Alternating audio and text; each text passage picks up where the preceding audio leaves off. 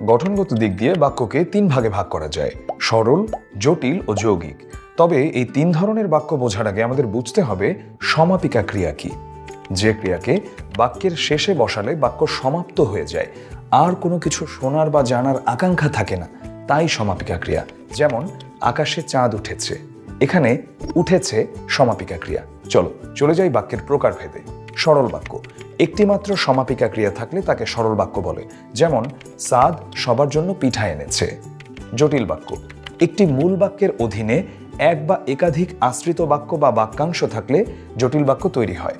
যেমন যদি তোমার কিছু বলার থাকে তবে এখনই বলে ফেলো। যৌগিক বাক্য: এক বা একাধিক বাক্য বা বাক্যাংশ যোজকের মাধ্যমে যুক্ত হয়ে যৌগিক বাক্য গঠন করে। যেমন তানজিম রাতে রুটি খায় আর রায়হান খায় ভাত।